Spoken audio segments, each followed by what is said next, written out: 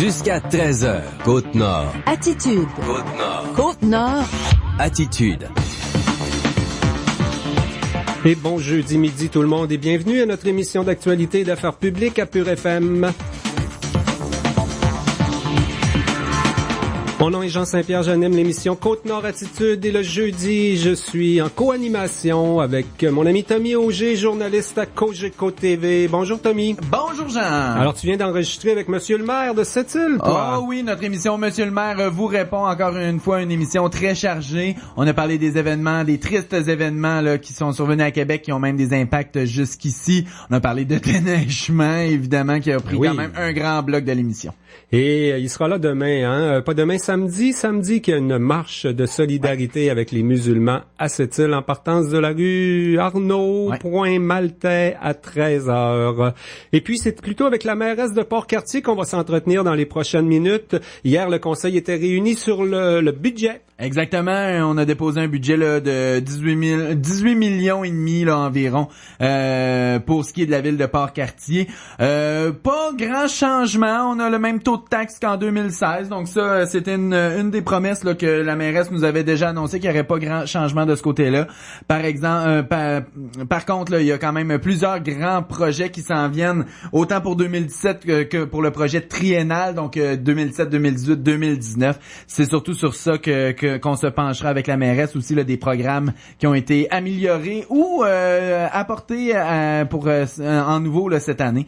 On parle de programmes là, pour aider les gens ou inciter les gens à venir s'installer dans la ville de Port-Cartier. On parle de tout ça avec la mairesse de Port-Cartier, Violaine Doyle, en premier bloc de l'émission. Tu sais que Tourisme Côte-Nord a mis en ligne et même à la télévision des publicités sur la motoneige. On est au paradis pour la motoneige, pour les motoneigistes, semble-t-il. En plus, la région est une des rares qui ne sera pas touchée par le conflit entre le gouvernement du Québec et les agriculteurs qui menacent de bloquer l'accès aux sentiers de motoneige. Plus que jamais, donc, la Côte-Nord devient un paradis pour les motoneigistes. On va en parler des retombées de cette belle saison qui s'en vient, des possibilités d'organiser des voyages en motoneige avec Mario Leblanc, c'est le nouveau directeur de Tourisme Côte-Nord, et Catherine Allard, qui est responsable des communications au sein de cette organisation, vers midi 28 sur nos ondes. Ce matin, toi et moi, on était à la conférence de presse, hein, la maison de soins palliatifs de Sept-Îles qui prépare son 8e télé-radioton La Récolte. On a eu quelques noms d'artistes qui seront là. On a la date de l'événement et beaucoup les gens qui s'impliquent aussi autour de ça. C'est toujours une belle activité chaque année aux Galeries Montagnaises et c'est une activité importante pour cette cause. La maison de soins palliatifs, ça veut dire nos personnes à la fin de vie là qu'on a décidé de les installer dans un environnement agréable sur la rue Arnaud à Sept-Îles, avec la collaboration de beaucoup de gens du milieu des affaires, la population qui a contribué aux diverses campagnes, des gens qui ont fait du bénévolat pour la construire aussi. Alors c'est Serge Lévesque et Suzanne Cassista qui seront avec nous. Suzanne est directrice de l'Élime des Sables. Serge Lévesque, c'est l'ancien maire de Sept-Îles qui agira comme président d'honneur du 8e télé-radioton La Récolte. Déjà 8? Ben oui. Eh mon Dieu que ça va vite. Et puis, on va parler de Tam-Ti-de-Lam aussi ce midi. On reçoit toute une délégation. Tu sais que le souper bénéfice de l'ensemble folklorique fait toujours appel à des personnalités locales. Hein? Le maire m'en parlait ce matin là, en hors d'onde là que... Il va aller faire des stepettes aussi, lui. Oui, et c'est pas évident, Il y a beaucoup de gens de la communauté Innu. Réginald Volant, bien connu, qui est directeur de la station CKAU en langue Innu. Également Roger Vachon, qui est très connu également dans le milieu sportifs, entre autres, et des loisirs, ils vont faire partie de ces personnalités locales qui deviendront des danseurs ou des stars d'un soir pour Tam-Ti-de-Lam. Pour nous en parler, Dominique Girard de la Chambre de commerce, Nathalie Noël, artiste, chanteuse bien connue chez nous, et Geneviève Fafard, qui est membre du conseil d'administration de Tam-Ti-de-Lam, seront avec nous en fin d'émission Côte-Nord Attitude vers 12h50. Avant cette série d'entrevues sur nos ondes, on vous propose à l'instant un bulletin d'information régionale. Actualité Pure FM. En mentionnant d'abord que le directeur de l'Institut technologique de maintenance industrielle du Cégep de Sept-Îles, Luc Fauché, a animé récemment une journée de réflexion lors d'un événement organisé à Boucherville par le journal Les Affaires. Luc Fauché a ainsi prononcé la conférence d'ouverture sous le thème « Propulser vos processus de planification de maintenance en mode 4.0 ». Depuis son application, la recette 4.0 la recette Industrie 4.0 fait ses preuves auprès des entreprises en maintenance industrielle au Québec. L'Institut du Cégep de Sept-Îles a aussi contribué au débat sur les cycles de l'évolution industrielle, la répercussion de la technologie sur les entreprises et les compétences nécessaires pour opérer une usine 4.0 lors de cet événement à Boucherville organisé par le journal Les Affaires. Il n'y aura pas de hausse de taxes pour les contribuables de Port-Cartier. Le conseil municipal a adopté hier soir le budget de l'année 2017. Une résidence moyenne à Port-Cartier paie 2555 $ en taxes foncières. La mairesse Violaine Doyle précise qu'un exercice de contrôle des coûts d'opération a été demandé à chaque gestionnaire. On a l'occasion d'en parler plus en détail dans quelques minutes. Réunis à Sept-Îles cette semaine, les préfets des municipalités régionales de comté de la Côte-Nord se préparent, à rencontrer à la fin du mois les ministres Martin Coiteux et Pierre Arcan. Le ministre des Affaires municipales et de l'occupation du territoire prévoit investir 100 millions de dollars de plus dans le développement des régions.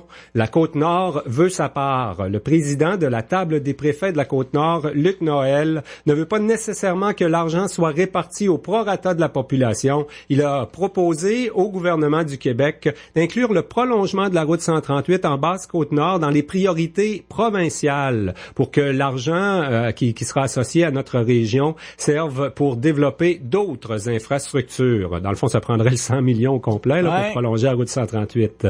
La table des préfets se donne quelques priorités régionales. On écoute son président là-dessus, Luc Noël. On sait que le transport dans notre région est problématique. On sait que le tourisme, c'est des éléments qu'on voudrait développer. Les communications, l'hébergement, la diversification économique. On veut travailler aussi avec nos populations autochtones. Luc Noël croit que le gouvernement du Québec devra mieux comprendre la réalité de la Côte-Nord et les différences entre les MRC, puisque la région regroupe à la fois une des MRC les plus riches du Québec, soit Fermont-Cagnapisco, mais aussi une des plus pauvres, celle qui regroupe les villages de la Basse-Côte-Nord. Les pompiers de Sept-Îles ont été sollicités pour 3 événements en même temps. Hier, c'est bien ça? Hier, pendant qu'ils combattaient un incendie dans une résidence à plage Monahan, une autre équipe a dû se rendre à l'école Gamache sur l'heure du midi. Les pompiers ont aussi répondu à une demande d'assistance pour une évacuation, mais leur participation n'a pas été nécessaire pour ce 3e événement. Une évacuation des gens présents a été nécessaire à l'école Gamache. L'alarme a été déclenchée par une forte odeur de brûlé, mais il n'y avait pas de feu. Les jeunes n'étaient pas en classe lors de l'alarme. Concernant l'incendie dans le secteur des plages, une enquête se poursuit pour comprendre les causes. Le feu semble avoir commencé dans l'entretoit. Mais ce ne sont pas des causes criminelles, nous dit-on. Et puis les 2 députés de l'opposition de la Côte-Nord dénoncent les coupures en santé. Lorraine Richard et Martin Ouellette croient que le plan de redressement adopté par les administrateurs du 6 Côte-Nord aura des impacts majeurs sur les services à la population. Rappelons que le réseau de la santé de la région doit retrouver l'équilibre budgétaire alors qu'il anticipe un déficit de 7 millions de dollars pour l'année en cours. La députée de Duplessis, Lorraine Richard, craint que les patients, les familles et les professionnels de la santé écopent à la suite des 16 mesures envisagées par le CIS pour réaliser des économies sur la Côte-Nord. Elle remarque que les dirigeants dans la région et le ministre de la Santé, Gaétan Barrette, enrobent les coupures et les pertes d'emploi et d'expertise dans de belles phrases et de beaux documents. Lorraine Richard et Martin Ouellette questionneront le président et directeur général du 6 Côte-Nord, Marc Fortin, concernant les améliorations promises pour les soins à domicile et dans les CHSLD. Les 2 députés péquistes de la Côte-Nord rappellent au ministre que le retour à l'équilibre budgétaire ne doit pas se faire sur le dos des citoyens qui consultent le réseau de la santé. Le Bella des Gagnés accuse du retard pour son dernier voyage de desserte maritime des villages de la Côte-Nord non reliés au réseau routier. Le navire a dû se mettre mettre à l'abri à quelques reprises en raison de mauvaises conditions météo. Le bateau a quitté Sept-Îles hier soir en direction d'Anticosti, puis Havre-Saint-Pierre avant de prendre la mer vers la Basse-Côte-Nord. Le Bella des Gagnés doit terminer sa saison de navigation dimanche à Sept-Îles. Il reprendra ses services de desserte à partir de Rimouski le 3 avril. Dans l'intervalle, les citoyens des villages isolés ont droit à des tarifs aériens réduits et ont accès à la route blanche qui permet de voyager entre les villages ou de rejoindre la route 138 à Kegaska. Mais voilà, ça complète ces informations régionales. On s'entretient avec la mairesse Violaine Doyle. Le budget de la ville de Port-Cartier a été adopté hier soir. Attitude. Flash pub. Si vous achetez ou louez un véhicule avant le 7 février chez l'un des concessionnaires du groupe Olivier, Ford, Nissan, Chrysler, on vous donne une carte d'essence de 500 $. Cette offre prend fin rapidement. C'est la grande vente surplus d'inventaire chez Stéréo Plus Sept-Îles. Les nouveautés arrivent à grands pas et on doit faire de la place en magasin dès maintenant. Venez voir nos inventaires de téléviseurs, barres de son, systèmes audio, haut-parleurs, écouteurs et autres produits techno. On vous offre des rabais sur presque tout en magasin. C'est le temps d'en profiter pour connaître les rabais surplus d'inventaire. Passez nous voir en magasin au 128 rue Regnault, Sept-Îles. Stéréo Plus Sept-Îles. Inspirez chaque moment. Papa, t'as un côté du visage affaissé. Maman? Je suis sûr que c'est rien. T'articules mal, pourquoi donc? Chérie, lève tes bras en l'air pour moi. Papa, est-ce que ça va? Valérie, appelle le 911. Ah, je pense que je sommeil. Raymond! Pour reconnaître un AVC, pensez vite. V pour visage. Est-il affaissé? I pour incapacité de lever les bras normalement. T pour trouble de la parole, de prononciation. E pour extrême urgence. Composez le 911. Pour en connaître plus sur l'AVC, visitez fmcœur.ca. Le premier ministre s'apprête à réduire les impôts de 50%. Hey, bonne nouvelle, le prix de l'essence vient tout juste de descendre sous les barres de 50 cents. Wow! Eh oui, le coût du panier d'épicerie coupera de plus de la moitié de son prix habituel.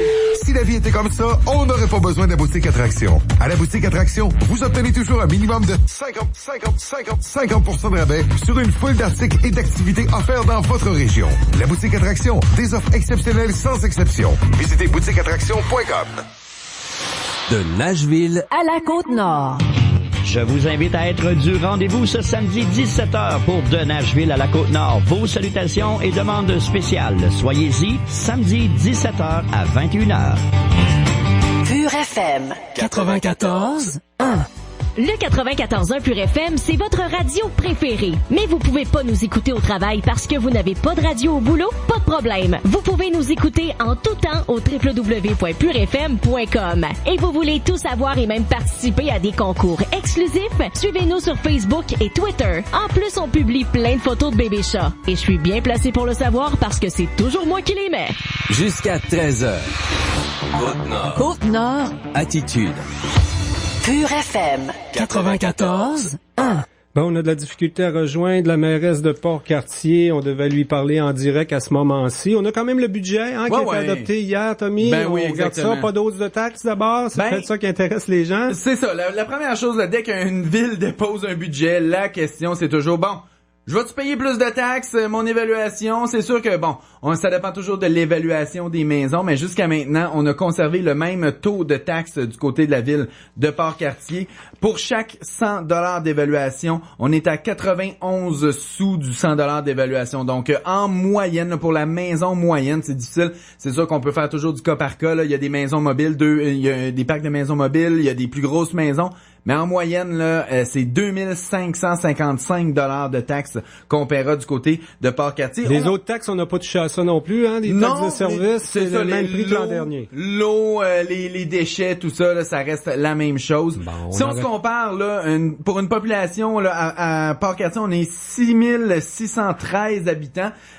En moyenne, là, pour une population entre 2000 et 9000, là, c'est 2253. On est à peine un peu au-dessus. Mais il faut le dire, il y a des gros projets qui s'en viennent du côté de Port-Cartier. Puis on est dans une année d'élection. D'habitude, on fait un petit peu plus attention dans la préparation du budget. C'est pas juste une question de la mairesse. C'est tous les conseillers qui sont à réfléchir s'ils vont se représenter. Là, c'est en novembre prochain à Sept-Îles, Port-Cartier. Comme dans l'ensemble des villes et municipalités du Québec, il y aura des élections en 2017. Madame Doyle, on cherchait à la rejoindre et on s'était prévu une entrevue avec elle là, sur son téléphone. Alors si elle est à l'écoute, on l'invite à nous appeler. Oui, 962-3838, 962-3838, on pourra peut-être lui parler. On sait qu'il y a quand même des projets importants. Ouais. En 2017, il y en a que c'est déjà prévu, qu'on a des subventions d'ailleurs, parce qu'on paye pas tout le temps à 100% là, avec le budget de la ville quand même. Et il y a déjà des projets là, dont les contrats pour les plans et devis ont déjà été donnés ou le seront là, sous peu, c'est ce qu'elle mentionnait dans son allocution d'ouverture de ce budget 2017. Dans les projets là, d'infrastructure, parce qu'à chaque année, en plus du budget, on dépose un programme triennal des dépenses. Donc pour cette année, là, on parle de 2017, 2018 et 2019. On parle de 53 projets à réaliser pour les 3 prochaines années. On le sait, ça peut toujours changer, surtout avec une année électorale pour l'an prochain. Mais elle met en avant là, certaines priorités, dont la protection des infrastructures municipales par l'enrochement linéaire dans le secteur McCormick. On le sait, avec les dernières tempêtes qu'on a eu droit durant le temps des fêtes, ça a été très problématique. Elle a eu des discussions avec le ministre Arcan, ministre Coiteux également, qui s'occupe de la sécurité civile et du dossier des municipalités. Donc, elle a eu l'accord là, pour aller vers l'enrochement là, du secteur McCormick. On parle également de production et traitement de l'eau potable dans le secteur de Rivière-Pentecôte. Là, c'est dans le budget. Donc là, dépendamment de ce qui arrivera... Ça aussi, on a eu de l'aide de Québec. Il y a eu de l'aide de Québec, mais on s'entend que c'est un dossier qui traîne depuis longtemps. Mais c'est dans ses priorités pour 2017. Là, on voit plus là dans une optique dans 3, 4, 5 ans. C'est dans les priorités de la mairesse de Port-Cartier, Madame Violaine Doyle, pour 2017. On va finir le centre quartier aussi, ça. On n'a pas le choix, les chantiers bien amorcés. Les devis, les plans et devis, tout a été déjà fait. Même, il y a des travaux qui ont déjà été commencés. Mais on continuera dans la même ligne et on veut compléter les travaux en 2017. Des travaux sur les ponceaux, des travaux là pour le centre de petite enfance Touchatouille et la maison de la famille. C'est aussi là pour compléter les travaux, parce qu'on sait que ça aussi c'est quand même assez avancé. Ça c'est la liste qu'elle nous donne dans son allocution. Mais en tant que journaliste, c'est toujours intéressant d'aller faire un petit tour dans vraiment un peu plus dans le détail dans ce qu'on a dans le programme triennal pour les 3 prochaines années. Et il y a des petites choses là qui, moi, ont retenu mon attention. On va commencer par ce qui est en 2017. Côté sportif, là, ça va bouger quand même pas mal. Parce que on vient de parler du centre quartier qui sert notamment à certaines activités sportives. On m'a même dit qu'on mettait des salles, des allées de quilles dans ce coin-là. Justement. C'est donc, prévu? Aménagement d'une salle de quilles. Le retour des quilles à Port-Cartier. Pour 2017. Donc, on verra le retour des quilles. Donc, on parle beaucoup de curling, on parle de beaucoup d'activités. Mais quand il fait pas beau, il y a une certaine portion des gens là qui adore cette pratique. Donc, c'est le retour des quilles en 2017 selon la planification triennale de Port-Cartier. Donc, ça, c'est des bonnes nouvelles. Toujours du côté sportif. Pour les 2 prochaines années, donc 2017-2018, il y aura des fonds qui seront investis pour l'aménagement d'un parc pour aînés, terrain de soccer. Donc, c'est pas réfection dans la liste. Ce n'est pas de réorganiser. C'est aménagement d'un parc pour aînés, terrain de soccer. Est-ce qu'on verra un synthétique? Ben peut-être, il y en a pas déjà un synthétique à côté de l'école, hein, mais peut-être un autre terrain de soccer, peut-être naturel, ou du moins une deuxième surface, et peut-être un deuxième terrain parc là pour aînés. Il y en a déjà un là, juste à l'entrée de l'île McCormick, lorsqu'on se rend au Café Graffiti, il y en a déjà un là. Est-ce qu'on va décider d'en organiser un ailleurs pour peut-être là que ce soit moins loin pour certains aînés? On le verra. On aurait pu poser la question à Madame Doll, mais malheureusement... On essaiera de se reprendre lundi. Moi, c'est ça exactement. Pour 2017, il y a également le quai municipal. On en entend beaucoup parler avec plusieurs projets. Il n'y a pas eu d'annonce du provincial. Là. On espère que 100% de la facture va être assumée par Québec. Ouais, mais c'est dans la liste de 2017 et on voit même pas là que des projets pour 2018-2019 pour ce qui est du quai municipal. Donc, il y aura des travaux, il y aura des choses de fait. Peut-être que c'est de l'appel des plans et devis. Donc, mais il y aura de l'argent d'injecter pour 2017 dans le dossier du quai municipal. Et la chose qui retient mon attention, c'est même pas pour 2017, c'est pour 2018-2019. On verra peut-être avec le prochain conseil municipal. Mais c'est agrandissement du café-théâtre Graffiti. Donc, il y aura de l'argent d'injecter là dans le Café Théâtre Graffiti. C'est tellement une belle salle.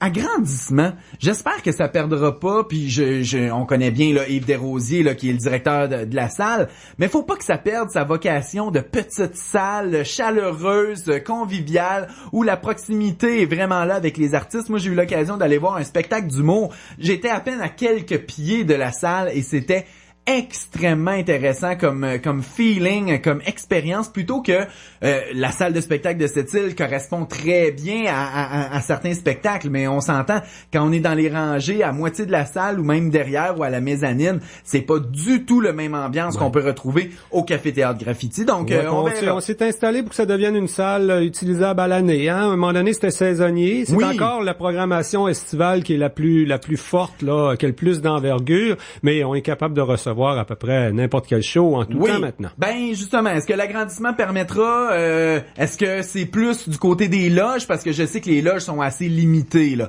Est-ce que ça sera plus agrandissement du côté de la scène, donc d'avoir plus de possibilités pour la scène? J'espère que ça sera pas nécessairement pour la salle. Je comprends qu'on agrandir la salle, on a plus de revenus, mais j'aimerais pas qu'on perde l'essence même du Café Théâtre Graffiti.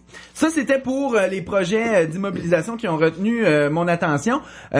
Peut-être là, en terminant là ce bloc, quelque chose qui a retenu mon attention, on veut vraiment attirer les familles à venir s'installer du côté de Port-Cartier. Il y a des projets là économiques là qui sont sur le bord de débuter. Là, on aura le souper de la mairesse la semaine prochaine qui nous présentera là avec la présentation du projet là, de biogaz. Donc ça sera intéressant. Mais la ville de Port-Cartier réitère son programme de revitalisation pour des rénovations, des améliorations de ces infrastructures du côté de Port-Cartier. Donc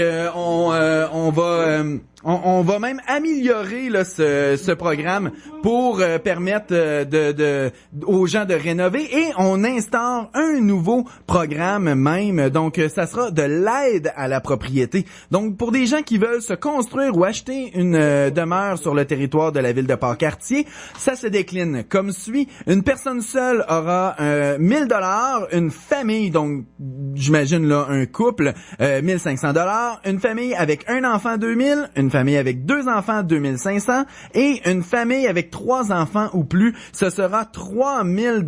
De quelle manière ça sera versé? J'aurais bien aimé le demander à la mairesse parce que c'est pas détaillé dans les documents qu'on a pu avoir, et malheureusement je n'étais pas du côté de Port-Cartier pour la présentation du budget de cette année, donc hier du côté de Port-Cartier. Mais c'est quand même intéressant là, une famille, disons là, la famille moyenne, là, un couple avec 2 enfants, c'est quand même 2 500 $ là, quand on le sait là. Le crédit de taxe. Ben c'est pas dit comme crédit de taxe ou crédit à la taxe de bienvenue. Bon, on essaiera d'avoir plus de détails avec Madame Doyle lundi. Ben oui. En attendant, concernant le graffiti, c'est Yves Desrosiers qui vient nous appeler pour avoir des précisions. Donc dans l'agrandissement, ça concerne surtout les loges, les commodités et les bureaux administratifs. Hein, on avait déjà parlé un peu. Donc le prochain projet n'ajoute pas des sièges, mais va ajouter beaucoup de confort au niveau des artistes. Tant mieux. Bonne décision, ça. Je suis bien content. Bon.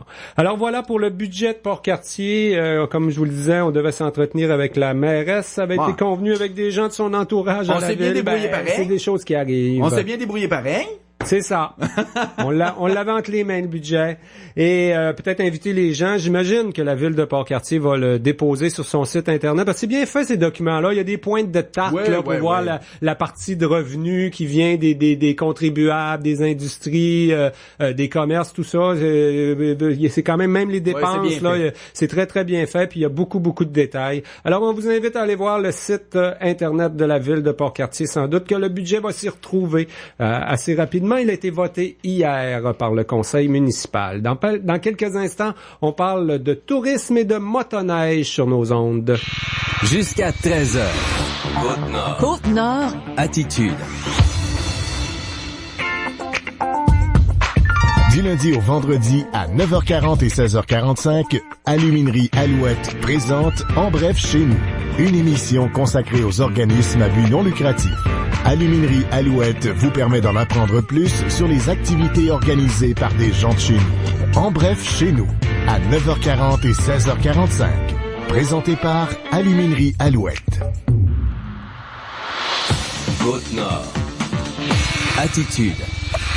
Pur FM 94. Tourisme Côte-Nord nous indique que les conditions de neige sont vraiment exceptionnelles cette année sur la route blanche, sur les sentiers de motoneige de notre région. En plus, on aura peut-être l'avantage d'être une des seules régions qui est pas touchée par le conflit avec les agriculteurs. On le sait, on parle d'un blocage là la semaine prochaine sur plusieurs sentiers de motoneige partout au Québec. Mario Leblanc, directeur général de Tourisme Côte-Nord, est avec nous, de même que Catherine Allard, qui est responsable des communications au sein de la même organisation. Bonjour. Bonjour. Bonjour. Monsieur Leblanc, faut peut-être pas s'en réjouir, là, mais ça se peut qu'on ait effectivement l'avantage de pas être en conflit avec les agriculteurs sur la Côte-Nord. Oui, et c'est ça qu'on veut faire connaître aux motoneigistes. Et puis, en plus de ça, on a des belles conditions de neige. Nous, on veut faire savoir que notre région n'est pas menacée par le blocus. C'est pas pour tirer avantage indûment du malheur des autres, comme on dit, mais nous, on a cet avantage-là et puis on veut le faire savoir aux motoneigistes et ça sert tout le monde aussi. Est-ce qu'il risque d'y avoir des dommages collatéraux? Je sais pas, des gens qui penseraient venir à partir de Saguenay, par exemple, où le conflit va peut-être être touché, ou dans les régions limitrophes, là, par exemple? Ben comme région limitrophe au Saguenay, ce qu'on nous dit, c'est que les clubs, les producteurs agricoles vont plutôt faire de la sensibilisation. Donc, les motoneigistes qui vont partir du Saguenay, vont passer par le Saguenay, peuvent se rendre sur la Côte-Nord, ne seraient pas bloqués, mais ils seraient peut-être arrêtés avec la sensibilisation, puis après ça, on peut repartir. Le tourisme en motoneige, comment ça se fait? Hein? Parce qu'on sur la Côte-Nord, on est quand même loin des grands centres, de la clientèle. Souvent, faut qu'elle soit en vacances au moins une semaine d'hiver. Les gens, des fois, choisissent des vacances dans le sud. Mais il y a plein de gens qui choisissent des vacances plus au nord, de profiter de l'hiver chez nous au Québec. Les distances, c'est pas un désavantage pour la Côte-Nord? Aucunement. En fait, cette perception d'être loin est propre à des gens, mais à Tourisme Côte-Nord, on le perçoit pas comme ça. En fait, même pour certaines de nos clientèles qui viennent visiter la Côte-Nord l'hiver, on est moins loin que d'autres régions. Et aussi, le fait de devoir passer plusieurs jours, donc un itinéraire pour atteindre un but, ça fait partie de la qualité d'expérience aussi. Par exemple, quand on pense à la route blanche, les villages sont éloignés les uns des autres. Cette activité-là, en fait, ce parcours-là est extraordinaire. Et le fait de devoir avoir un séjour ponctué de route à faire, de découverte, ça peut faire partie de la qualité, justement, de ce séjour-là. Effectivement, on a des très bonnes conditions. Les motoneigistes qui souhaitent venir nous visiter peuvent avoir une quantité d'informations sur le site web tourisme-côte-nord.com, les conditions des sentiers de motoneige, la carte motoneige et quad Côte-Nord et les pages qui informent là, de tous les attraits que peuvent découvrir les motoneigistes en Côte-Nord cet hiver. Mais comment ça se planifie, les voyages? Hein? Les gens qui viennent visiter la Côte-Nord en motoneige, j'imagine qu'ils partent pas de Montréal ou de Chicoutimi sur leur skidoo là, pour rouler jusqu'à Blanc-Sablon. Déjà, juste la côte, c'est 2200 km à peu près. Là. On fait une partie avec les motoneiges dans la remorque, finalement. On vient jusqu'à Bécomo, à Tadoussac, selon ce qu'on planifie, quoi. Il y a effectivement plus de 2200 km de sentiers dédiés uniquement à la motoneige en Côte-Nord. Donc, c'est vraiment le paradis pour les motoneigistes. Il y a plein de façons de planifier un séjour en Côte-Nord, tout dépendant où on veut aller, les objectifs, ce qu'on veut voir comme type de paysage. Évidemment, les paysages côtiers le long du Saint-Laurent vont être très différents de ce qu'offre Fermont, par exemple, mais c'est deux endroits magnifiques à découvrir. Alors, il y a plein de manières de faire pour planifier, entre autres, si on veut planifier un voyage en Mingani ou en Basse-Côte-Nord, on peut y aller avec Voyage Cost qui peut aider à planifier justement un parcours. Et pour ce qui est de tout ce qui est le volet sécurité, il y a la Fédération des clubs de motoneigistes du Québec qui a tout un volet sécurité et règlements à respecter. Donc, les amateurs de motoneige peuvent évidemment se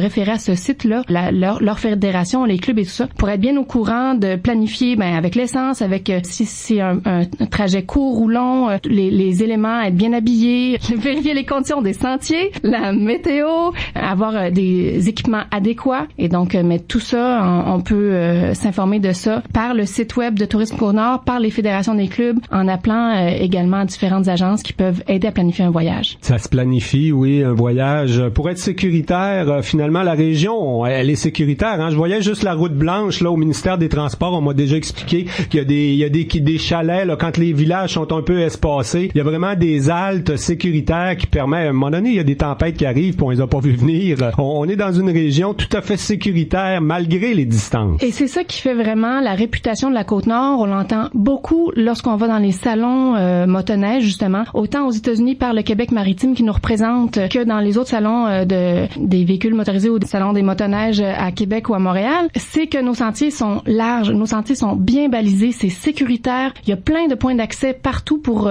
pouvoir se restaurer, pouvoir être bien hébergé. Et donc ça, c'est ce qui fait la qualité, les grandes qualités et la reconnaissance de la Côte-Nord comme grande destination motoneige de la part des amateurs de ce sport-là. Et ce qu'il faut souligner aussi dans les outils qu'on peut utiliser pour faire un voyage en motoneige, prévoir un voyage en Côte-Nord, c'est le guide touristique officiel qui permet de voir tous les événements, les activités, les attraits touristiques ouverts l'hiver pour les amateurs, donc pour les visiteurs en motoneige qui peuvent s'arrêter ici et là et profiter d'autres activités au cours de leur séjour. Quand vous dites dans votre communiqué que c'est une année exceptionnelle, là, il y a même des années où on a vu la route blanche, elle ouvrait pas du tout. Là, il y a de la neige partout de Tadoussac à Blanc-Sablon. Là, ça arrive pas à tous les hivers qu'on est aussi bien équipé de neige. Hein? C'est pour ça d'ailleurs qu'on a fait la sensibilisation avec la campagne motoneige cet hiver, qui fait la promotion de la route blanche entre autres, parce que effectivement, ce ne sont pas toutes les années où elle est ouverte. Et là, cette année, elle l'est. Alors, on en est vraiment content et on veut donc en faire la promotion. Oui, c'est une belle année et en tout temps, les gens peuvent aller justement vérifier les conditions des sentiers de motoneige partout en Côte-Nord sur la page dédiée à cet effet sur le site web tourisme-côte-nord.com. Mario Leblanc, le potentiel sur la Côte-Nord, il est là pour que ça soit vraiment une industrie, une économie qui rapporte des retombées dans une région comme la nôtre. Partout au Québec, la motoneige, c'est important quand même. C'est une industrie, la motoneige, c'est carrément ça. C'est une industrie importante. Les motoneigistes sont réputés pour laisser passablement d'argent lorsqu'ils voyagent. J'ai pas encore les données ici pour la Côte-Nord et puis c'est le genre de données que j'aimerais obtenir là, puis qu'on va faire le travail qu'il faut. Pour l'instant, on voit le potentiel, mais il faut le développer davantage, quoi. C'est pas facile à planifier non plus, hein, d'une saison à l'autre, là. On peut pas rien promettre avant, souvent, le début de l'année, là. On est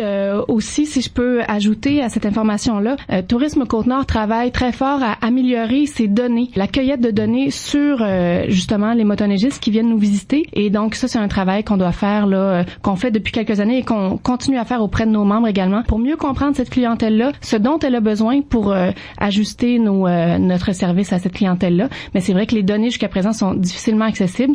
On y travaille justement très fort. Pour l'instant, on pourrait pas dire combien de visiteurs on reçoit en motoneige là chaque année au Québec, puis qu'est-ce que ça représente, pas au Québec, mais sur la Côte-Nord. On n'est pas en mesure en ce moment d'avoir ces chiffres-là, mais justement, c'est ce qu'on fait en travail de sensibilisation auprès de nos membres pour recenser justement les motoneigistes qui viennent les visiter au travers de l'hiver. Faut dire qu'il y a du tourisme interne aussi là sur une vaste région comme la nôtre. Il y a quasiment 2-3 skidoo par famille à cette île, par quartier par exemple. Ces gens-là peuvent décider à un moment donné de s'en aller vers Offre-Saint-Pierre, même de faire un voyage jusqu'à Blanc-Sablon. Ça se fait ça en motoneige? Ben tout se fait. Tout se fait. Si vous avez l'envie, l'intérêt et le goût, tout se fait. Et il faut pas hésiter à le faire parce que justement, la Côte-Nord réserve des paysages à couper le souffle entre nature et démesure, on le dit souvent, et c'est vraiment le cas, alors faut pas se gêner. Ah, ça permet le bon voisinage aussi. Je sais que ça circule beaucoup en motoneige entre Sept-Îles et Port-Cartier, entre autres, vers Bécomo, vers la Haute-Côte-Nord. En Haute-Côte-Nord, il y a pas quelques agriculteurs qui auraient pu embarquer dans le mouvement, là. Actuellement, on est sûr qu'on sera pas touché par le conflit. Je peux jamais être sûr de ce qui va se passer, mais ce qu'on a comme information actuellement, c'est que les producteurs agricoles de Sacré-Cœur vont aussi faire la sensibilisation. Ils ne feront pas de blocage de sentier. Alors, capitalisons là-dessus, puis remercions nos producteurs de pas embarquer dans ce mouvement-là. Est-ce qu'on sait si le téléphone sonne pour le tourisme en motoneige cette année, là? J'imagine que c'est le temps, là. Ça se planifie. On pense que la neige affondra pas avant quelques semaines, quand même. Avec la quantité qu'on a cette année, on est vraiment choyé sur ce point-là. Oui, il y a des demandes d'informations, justement, pour la route blanche blanche, la campagne motoneige qu'on a fait, là, qu'on a lancée tout récemment, on en est très content. Il y a des bonnes réponses de ça. Donc sur les sites, différents sites web, là, c'est surtout une campagne web et à la télé également. Donc on a déjà des très très bons retours. Alors oui, ça va bien. Et est-ce qu'il y a des inquiétudes? Parce que tu l'as mentionné 2 fois, il faut vraiment regarder sur le site l'état des sentiers. C'est sûr que quand il y a des tempêtes, c'est pas nécessairement déneigé à l'instant ou tout de suite après la tempête.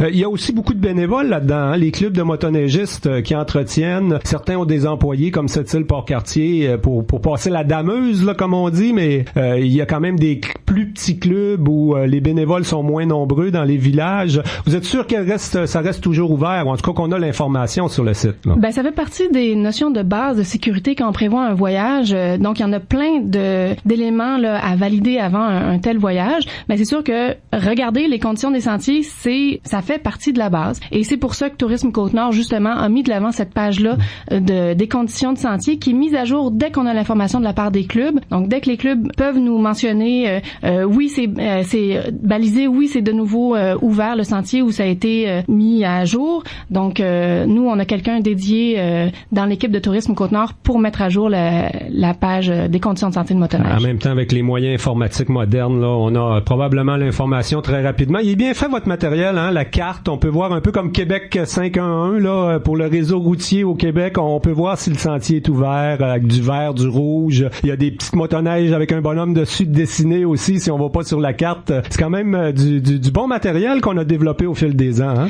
Oui, et justement, la carte motoneige et quad Côte-Nord, elle est disponible gratuitement en téléchargement sur le site web ou si on appelle également là, au bureau d'information touristique les ATR de Manicouagan ou de Manicouagan à Bécomo ou Sept-Îles, on peut l'obtenir également là, par la poste gratuitement. Mario Leblanc, pour un directeur qui arrive dans une organisation comme Tourisme Côte-Nord, découvrir notre région en motoneige cet hiver, ce sera peut-être un bon moyen? Tout à fait, c'est prévu. Je vous en reparle. Ben, on va vous souhaiter un bon voyage. Jusqu'à Blanc-Sablon? Si possible, oui. Ah ben, on a hâte d'avoir vos commentaires là-dessus. Un gros merci pour votre passage à Côte-Nord Attitude ce midi. Ça fait plaisir. Ça fait plaisir, merci. Attitude. Bienvenue en mode Salvaille! La semaine prochaine, Éric reçoit Mathieu Baron, Marie-Lou Wolfe, Lise Dion et Bianca Gervais pour des fins de soirée amusantes, éclatées et divertissantes. Ne manquez pas En mode Salvaille, du lundi au jeudi 22h à V. La salle de spectacle Jean-Marc Dion, en collaboration avec les Gouttières des Bandes, vous présente le jeudi 2 février à 20h un spectacle des jeunesses musicales du Canada, piano haute voltige. Entre tradition et modernité, Bogdan Dulu revisite le concept de la virtuosité en proposant une exécution magistrale des grandes œuvres du répertoire pianistique. Laissez-vous entraîner dans un univers musical où les pianistes-compositeurs sont mis à l'honneur dans un récital intimiste, romantique et virtuose. De Haydn à Chopin avec le grand pianiste canadien Marc-André Hamelin pour apogée, redécouvrez la grandeur du piano sous les mains virtuoses d'un brillant interprète. Des billets sont encore disponibles au 962-0100 ou achetez-les en ligne en tout temps au www.spectacle-7-il.com. Votre salle de spectacle est présente pour vous sur Facebook. Jusqu'à 13h. Côte-Nord. Côte-Nord. Attitude. Pure FM 94.1. C'est le point de presse qui a connu le plus de succès jusqu'à maintenant en 2017. Tout le monde voulait savoir comment s'organise le télé-radioton, la récolte, les TV, les médias. Tout le monde était là ce matin. Un point de presse de l'Élim des Sables, notre maison de soins palliatifs, qui organise cette importante campagne de levée de fonds, là, le télé-radioton, la récolte. Cette année, il aura lieu le 2 avril 2017. Suzanne Cassista est directrice de la maison de soins palliatifs l'Élim des Sables et Serge Lévesque, notre ancien maire à Sept-Îles, agira comme président d'honneur de cet événement. Bonjour. Bonjour. D'abord, peut-être rappeler la mission, on le sait, mais le financement, la maison de soins palliatifs, on accueille les gens en fin de vie sur la rue Arnaud. C'est un beau projet qu'on s'est donné à Sept-Îles, mais le gouvernement du Québec ne vous finance pas à 100% de vos besoins, là, de ce qu'on dépense pour accueillir cette clientèle. Exactement. Sur un budget d'opération annuel de 875 000 $ à peu près, le gouvernement nous octroie 428 000 $. Donc, la différence... C'est à peu près à moitié. Oui, à peu près la moitié. La différence, il faut aller la chercher à travers toutes les activités de financement qu'on organise durant l'année. Ça se négocie pas, hein. C'est comme ça pour toutes les maisons de soins palliatifs. C'est prévu de même dans le réseau. C'est un service de santé, mais qui est extérieur à le bâtiment. Donc, exactement. C'est un montant vraiment alloué à toutes les maisons. C'est tant par lit. Alors, s'il y a plus de lits, il y a plus d'argent, mais il y a plus de ressources humaines à mettre en place pour gérer ça. Alors, nous, pour 6 lits, on fait le calcul et ça donne 428 000 $ annuellement. Okay. Et de là, il faut aller chercher la différence. Il y a un bon taux d'occupation quand même ici, hein. Les 6 lits, c'est sûr que c'est pas toujours facile à planifier, là. Des fois, on aurait peut-être besoin d'un 7e, puis des fois, on en a un en trop, j'imagine. Des fois, il faudrait un 2e étage. D'autres fois, c'est plus tranquille. Heureusement, quand c'est plus tranquille, je me dis parce que les gens vont bien, les gens n'en ont pas besoin. Pendant qu'on parle de chiffres, c'est important de le rappeler. C'est gratuit aller à l'Élim des Sables. Oui, merci de le rappeler, Tommy. C'est très important parce que les gens ont l'impression, ils voient la bâtisse, c'est quand même un beau bâtiment, proche de la mer, c'est beau, le site est enchanteur. Et là, ils ont l'impression que ça va coûter très cher, mais on a l'obligation par le ministère de la Santé que ces services-là soient gratuit. Gratuit pour les résidents, gratuit pour les gens qui viennent y séjourner en fin de vie. Donc, les seuls frais qui sont reliés à leur séjour, c'est comme lorsqu'ils étaient à domicile. Ils ont à défrayer les coûts de la médication. En fait, le résiduel, là, comme quand on achète de la médication et qu'on est soit sur l'assurance, la Régie de l'assurance maladie du Québec ou une assurance personnelle, c'est le même fonctionnement. Mais tout le reste, services, hébergement, les soins, le matériel médical, l'alimentation pour les résidents, c'est complètement gratuit. Là, il n'y a pas de frais pour ça. Ça veut dire que le gouvernement... Le stationnement. Ça peut des fois coûter cher dans les hôpitaux.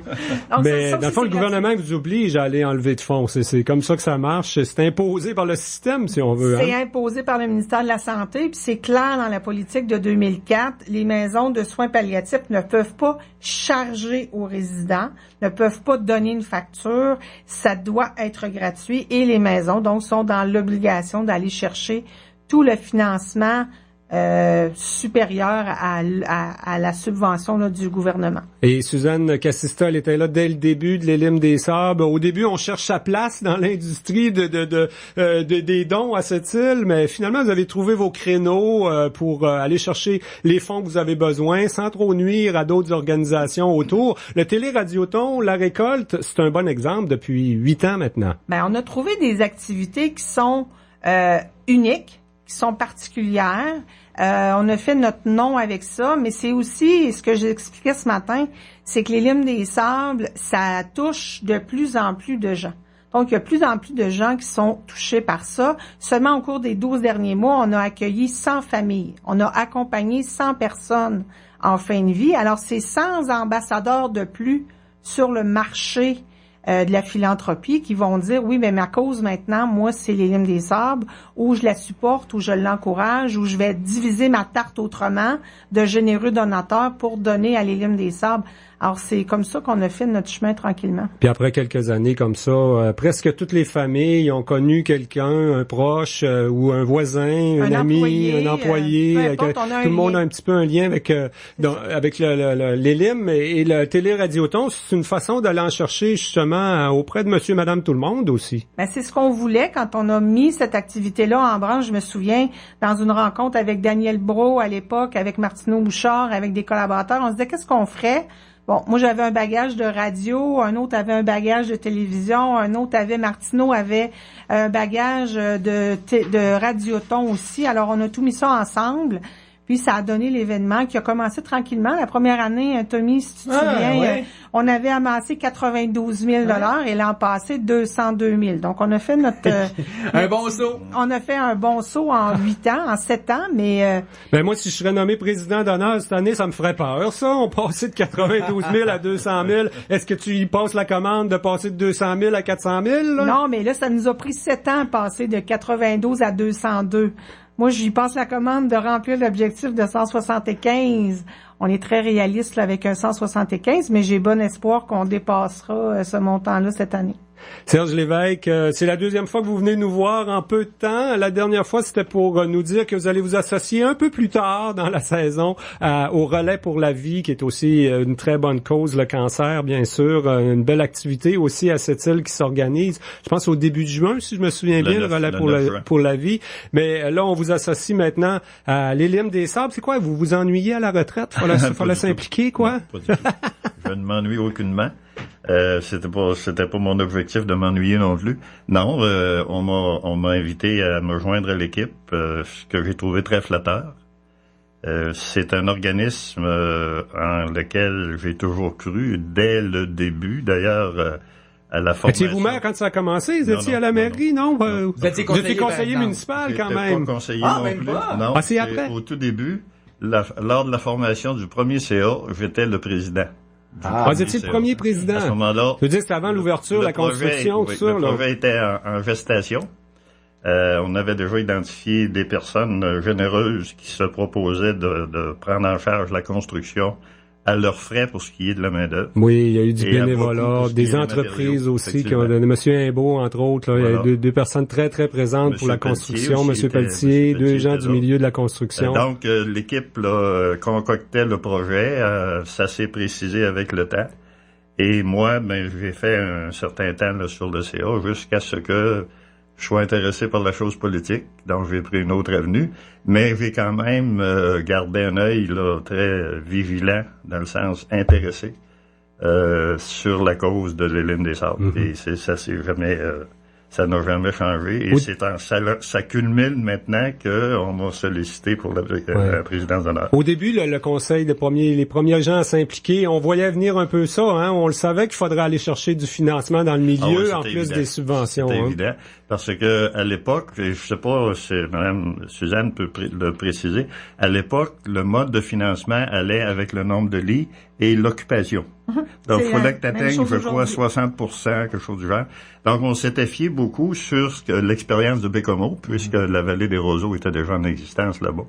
Eux, à l'époque, ne bénéficiaient pas de 100% de leur financement, soit à cause du taux d'occupation, je crois.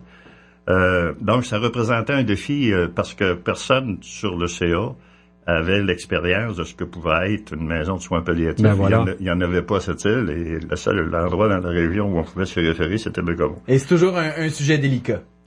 Effectivement, c'est un sujet délicat. Et aussi, il fallait réaliser qu'à l'époque, on avait aussi de la compétition dans le monde de la santé. La Fondation de l'hôpital était déjà en place, Centraide était déjà en place. Donc, c'est tous des organismes tout à fait légitimes qui visent finalement de soulager la misère sous une forme ou sous l'autre. Donc, ça a été un défi intéressant. Le défi se poursuit. Et heureusement, avec les années, mais avec la contribution de partenaires majeurs, comme Suzanne le mentionne, des activités uniques, font en sorte que les activités uniques et la générosité qu'on connaît du public de cette île et de la région a fait que non seulement l'ELIM est encore debout, l'ELIM va très bien, et l'ELIM... Et puis ça vaut la peine de les soutenir, parce qu'on le sait, la qualité des services, là, votre conjointe y est allée, malheureusement elle est décédée rapidement, je pense qu'elle n'a même pas passé une nuit finalement à l'Île des Sables, mais vous avez eu le temps de voir quand même là, comment les gens peuvent être bien accueillis dans un bel environnement. Absolument, et on est en mesure de voir la chaleur humaine qui se dégage des employés, la compassion, l'intérêt, et ce que j'ai remarqué aussi, c'est que on accepte que les membres de la famille accompagnent les personnes qui sont en fin de vie, et inévitablement, ça crée une espèce d'atmosphère familiale là, qui ajoute un degré de compassion, si on veut, une chaleur dont tout le monde a besoin dans les circonstances. Donc, j'ai remarqué ça aussi. Oui, et j'ai fait quand même quelques visites, là, à cause d'amis ou de connaissances qui étaient dans ces conditions-là. Et ce que j'ai observé ne s'est jamais démenti. Donc, ça a été une raison de plus qui me fait croire au bien fondé de l'organisme et que ça se doit de se continuer. Suzanne Cassista, en terminant, on peut mentionner que ça s'organise bien, le Télé-Radioton, la récolte. On a déjà une liste d'artistes, d'animateurs, de gens qui vont s'associer à l'événement. On parle bien sûr du 2 avril entre midi et 18h, toujours aux Galeries Montagnaises. Il y a beaucoup de partenaires financiers, mais beaucoup d'artistes derrière ça. Hein? Oui, présentement, on a des artistes locaux qui sont confirmés, qui ont manifesté l'intérêt dès le départ et qui sont confirmés pour être là. Mais sans la précieuse collaboration de nos partenaires privilégiés que sont TV Cogeco, Pure FM, Attraction aussi. On a les Galeries Montagnaises qui nous accueillent depuis 8 ans maintenant et on a Disco Flash qui va faire ça. Et cette année, on ajoute un transporteur officiel qui était avec nous il y a 3 ans et qui revient, alors Straight Air, qui va déplacer nos artistes de l'extérieur. On est encore en négociation avec... On n'a pas de nom encore. Ben non, mais on va vous garder la surprise. Bon, on sait qu'il y en a des très bons qui vont être là. Il y a Nathalie Noël qui va rentrer en studio dans quelques instants pour nous parler de la soirée Tam Petit Delam. Elle sera là aussi au Téléthon La Récolte. Oui. Sophia Poirier qui était à La Voix Junior récemment. Notre ami Donald Bélanger qu'on connaît bien à la station, qui a animé les fins de semaine pendant longtemps, qui chante des chansons bien populaires ici, tout comme Corrad Stéphane également dans le country. Donc pas mal d'artistes locaux, dont Tam Petit Delam, la gang qui nous attendent pour la prochaine entrevue. Exactement. Mais il reste des annonces à faire. Il reste des annonces à faire, des confirmations à recevoir, mais tout ça va s'organiser là autour de notre transporteur. Alors, on est très content de le rajouter chez nous, avec nous encore pour cette année. Et ça va se poursuivre. Là, vous aurez à même de constater nos activités de financement qui s'en viennent, dont la dictée de l'Élim. Là, si vous êtes sollicité par lesquels, que je sais pas combien, il y a d'étudiants à la commission scolaire du FER. J'ai commencé à en voir sur mon Facebook. Oui, au niveau primaire, là, toutes les écoles, et ça, je remercie tous les enseignants, direction, tout ça. Toutes les écoles sont avec nous cette année et l'Institut d'enseignement de Sept-Îles. Donc, et ça aussi, ça se démarque, la soirée sacoche. Il y a quand même beaucoup d'activités originales sous le thème sacoche et paillettes cette année, la soirée pour les madames. Alors, plusieurs belles façons de s'amuser et de contribuer à la cause de l'Élim des Sabres. On aura certainement l'occasion d'en reparler. Il y aura entre autres, on a encore du temps d'ici le 2 avril pour planifier tout ça. Il faut surtout suivre la page Facebook de l'Élim des Sabres. Vous allez avoir toutes les informations là, à venir sur les prochaines activités. Puis on aura l'occasion là, de vous alimenter en informations de toutes sortes là, pour les prochaines semaines. Suzanne Cassista, Serge Lévesque, un gros merci pour votre passage dans nos studios ce midi. Merci à vous. Côte-Nord. Attitude. Grande liquidation finale. La mercerie Armand Charrette vous propose des prix qui vous saisiront comme le froid, mais qui vous laisseront une sensation de réconfort. Lot de pantalons, de chandails, de chemises et de souliers offerts à des prix dérisoires, 59 $ et moins. Lot de manteaux pour hommes à moins de 100 $. Pour vous, mesdames, les manteaux sont réduits de 20 à 50%, sans oublier tous les autres spéciaux en magasin. En ces temps froids, profitez de nos prix chauds. Un seul endroit, mercerie Armand Charrette, 459 Brochu. Aïe aïe, Sophie, t'as des paparazzis qui te suivent. Ben oui, toi. Madame, vous êtes radieuse. Quel est votre secret? Ouais, je suis ta meilleure amie. Oh, tu me croiras jamais. Dis-le donc. Je me suis offert des soins du visage, un lifting sans chirurgie, j'ai peaufiné ma silhouette, je me suis réinscrite au gym et je me suis fait faire une coiffure de star. Seigneur, ça a dû te coûter un bras? Ben non, regarde, j'ai encore mes 2 bras grâce à la boutique Attraction. T'as plein d'offres à 50% du prix partout à travers le Québec. Toutes les femmes en rêvent et moi, j'en fais une réalité. Boutiqueattraction.com. 100% plaisir pour 50% du prix. Côte-Nord. Attitude. Pure FM 94.1. Et maintenant, on va parler de la soirée qui arrive assez rapidement, celle du 18 février. Ça aussi, c'est devenu une tradition à cette île, soirée bénéfice pour Tam Petit Delam, notre ensemble folklorique. Pour nous en parler, une des invitées qui va aller faire des stepettes sur place. Hey, le thème, c'est dentelle et flamenco. À part ça, on va avoir du plaisir là, certain. Dominique Girard de la Chambre de commerce est avec nous. Bonjour. Oui, bonjour. Et Geneviève Leclerc, Fafa, excuse-moi, qui est membre du conseil d'administration de Tam Petit Delam. Tu fais quoi en plus d'être administratrice? Tes parents danseuses? Non, pas danseuses, mes filles étaient danseuses, mais elles sont aux études à l'extérieur. Donc, mais on continue avec C'est une grande famille, hein? On continue de s'impliquer. C'est une très grande famille, oui. Et puis Dominique, il y a beaucoup de monde qui vont être autour de toi. Je trouve qu'on a une belle gang cette année là pour la soirée Tam Petit Delam, entre autres. Ça va être drôle de voir Ken Rock, Roger Vachon, nos amis Inou, là, José Rock, Réginald Volant faire des stepettes, José Leblanc également, une métisse qui a la boutique à Gara, Régent Parlier, le maire, qui va être là aussi. Il m'en parlait tantôt là. Il y a eu une première pratique. C'est pas toujours évident les premières. Hein? C'est quelque chose, je peux vous le dire. Puis je trouve ça le fun, Jean, que tu soulignes justement cette façon de faire les couples de danseurs cette année qui est vraiment mamou. Peut-être en couple avec qui? Alors moi je suis en couple avec Ken Rock de la Société de développement économique. Un beau petit couple.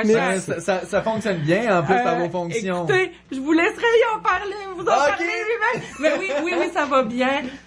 Disons que là, on commence à avoir de la pression parce que bien sûr, les danseurs, on se prête au jeu, mais on a aussi un rôle d'ambassadeur, puis pour susciter la vente de billets aussi.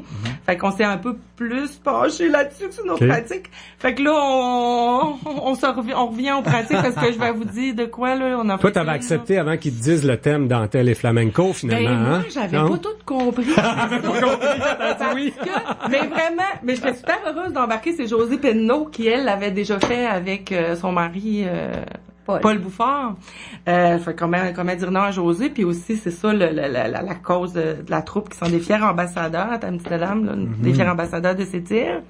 Aussi justement le fait qu'on soit à l'Automne autochtone, ça m'interpellait vraiment beaucoup, je trouve ça important. Mais c'est ça, moi je me disais flamenco et dentelle, on va danser du flamenco, wow. C'est pas tout à fait ça. On a chacun, il y a beaucoup de pays, il y a beaucoup de rythmes très, très, très différents. Faut apprendre à compter nos temps. Question sortie de la zone de confort, on est là. Mais c'est beaucoup pour le plaisir. Faut le dire, là. On veut offrir un beau spectacle, mais on veut que tout le monde, autant les gens dans la salle que les danseurs, aient du plaisir. C'est ça l'important. Ah oui, puis c'est sûr, là, on veut être les meilleurs possibles, mais on sait bien que le temps de pratique qu'on a, puis moi je pense que oui, ça va être bon, ça va être beau, mais ça va être drôle. Il va y avoir des faux rires dans la salle, c'est clair là. Puis là, c'est sûr, je veux garder un suspense là, mais chaque couple a une thématique, un pays très très très différent. Puis on nous associerait pas nécessairement là. C'est des grosses surprises. En même temps, le 18 février, ça va être la soirée où ce qu'on a du plaisir. D'ici là, faut travailler un petit peu. On parle de vente de billets à 100$ l'unité. On le sait que c'est important. Tam Petit Delam, ils nous représentent dans toutes sortes d'activités à l'extérieur de cette île. Ce sont nos ambassadeurs culturels dans le domaine de la danse, mais aussi, quand même, on a besoin de sous pour l'école, pour le fonctionnement de la troupe. Hein? Tout à fait, oui. Autant pour les ateliers qui sont donnés aux plus jeunes qui aspirent à monter dans la troupe éventuellement, mais aussi les sous sont amassés pour acheter des costumes, des accessoires, les décors qu'on voit année après année qui sont tout le temps différents dans les spectacles là, de Tam Petit Delam. Qu'est-ce qui s'en vient là pour Tam Petit Delam? Il y a toujours 2 spectacles au printemps, hein? Un avec le carrousel, ça c'est les petits, c'est tellement sympathique. On prend les jeunes à 4 ans, je pense, à Tam Petit Delam, hein? Oui, ça commence à 4 ans les ateliers, puis effectivement le carrousel a lieu en avril et le spectacle annuel de la troupe en mai. Et la troupe, quand on parle de la troupe, c'est presque des danseurs professionnels que vous avez des gens d'expérience qui sont là depuis plusieurs années. Une personne comme Joanne Poirier qui met tellement de temps à monter des chorégraphies, à s'intéresser à tout ce qui se fait dans le monde, dans le domaine de la danse, à faire de la recherche sur Internet et tout ça. On a quasiment une troupe professionnelle à cette île. On peut facilement dire semi-professionnelle juste parce qu'ils sont pas payés pour danser. Ouais, c'est ça le critère. Puis comme Tommy disait tantôt, c'est vraiment une famille. Donc je pense que quand on y goûte, on y reste. Comme je vous dis, moi mes enfants ne sont plus dans la troupe, mais mon mari et moi, on continue à donner du temps là, pour la troupe. Il y a de la relève aussi chez les danseurs. Il y a toujours un groupe de la relève. Dans le fond, c'est vos jeunes. La structure est bien faite. Hein? On les prend jeunes, puis il y en a qu'à l'adolescence, ils décrochent, mais il y en a qui restent. Oui, effectivement. Non, il y en a qui décrochent, mais la plupart restent. Puis c'est vraiment impressionnant, Jean, les chorégraphes, là, oui, moi je les trouve professionnels en tout cas, qui nous prennent vraiment, puis comment découper les mouvements, comment compter les temps, c'est vraiment, vraiment bien fait, ils sont très, très bons. Vos pros, vos bons danseurs vont être là pour la soirée bénéfice aussi, là. Oui, il y a des choses qui vont se faire là, un bon spectacle de danse en même temps. C'est ça, c'est pas un simple souper bénéfice, c'est vraiment un souper spectacle. La troupe est là, les danseurs invités sont là, mais donc c'est ça, c'est vraiment un spectacle là, et oui, avec beaucoup d'humour et d'autodérision. Et là, tu nous as parlé des 2 spectacles au printemps, comme chaque année, le Carrousel, le spectacle de la troupe également. Mais les voyages à l'extérieur, on n'en fait pas nécessairement chaque année. Est-ce qu'on a des invitations ces jours-ci, des choses planifiées? Je dirais que Tam Tee-De-Lam reçoit régulièrement des invitations, mais non, on sort pas à chaque année. On peut pas dire oui à tout le monde. On peut pas dire oui à tout le monde. On peut pas sortir à chaque année. Faut pas oublier que la majeure partie de la troupe est faite d'adultes, l'autre partie est faite d'étudiants. Donc, à un moment donné, ces gens-là travaillent. L'été, les étudiants travaillent aussi. Donc, on peut pas se permettre de partir à chaque année. Donc, 2017, c'est pas une année où il y aura un voyage à l'extérieur. On a fait un l'été passé, je pense. Si exactement. Je me souviens bien. Ils sont allés en Idaho, aux États-Unis. Aux États-Unis, oui. Dans une communauté de Mormons ou de non? C'était pas des... Oui, je crois, il me semble, oui. Il me semble que c'est des Mormons. Ben oui, il était venu nous parler de ça à l'époque. Ben, il nous reste juste à dire comment on fait pour se procurer ces fameux billets pour cette soirée qui va être si intéressante de Tam Tee-De-Lam le 18 février. Des billets à 100 $, on appelle... Des billets à 100 $ à l'unité, mais sinon, s'il y a des entreprises qui veulent acheter des tables, il y a encore des tables de disponibles. Les billets peuvent être achetés soit auprès des danseurs vedettes, donc comme Dominique et tous ceux que vous avez nommés, mais sinon, on peut aussi communiquer avec Lynn Poulain au 962-4239 ou au 965-3855. Et il y a moyen d'aller sur le site tamteedelam.ca. Il y a toute l'information dans la section événements. Il y a aussi une adresse courriel où on peut directement poser des questions ou s'adresser aux gens de la troupe, là. Exactement. Et puis en plus, vous aurez, je veux le nommer, un très très bon repas de la production à thématique espagnole. Oh, ah oui, on va respecter le thème. On va manger de la dentelle et du flamenco. Voilà, on va avoir du plaisir. Un gros merci pour votre passage à Côte-Nord Attitude. Dominique Girard de la Chambre de commerce, Geneviève Fafard de Tam Tee-De-Lam. Merci.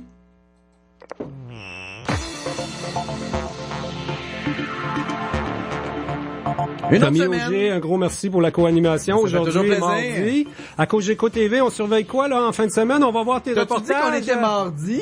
Non, je dis aujourd'hui et mardi. Merci pour tes co-animations. Là, j'ai eu chaud, j'ai eu peur, mais demain, là, on met toutes les émissions en ligne sur la page Facebook de Des reportages du Ferro de la semaine passée, c'est-tu diffusé en fin de semaine, ça? Ah, ça s'en vient, on est en montage de tout ça. OK, vous étiez bon, toi, puis Eric Smith, merci, pour écouter ça. C'est rare qu'on écoute du hockey en reprise, mais pour le Ferro, on va faire ça. Bye! Au revoir.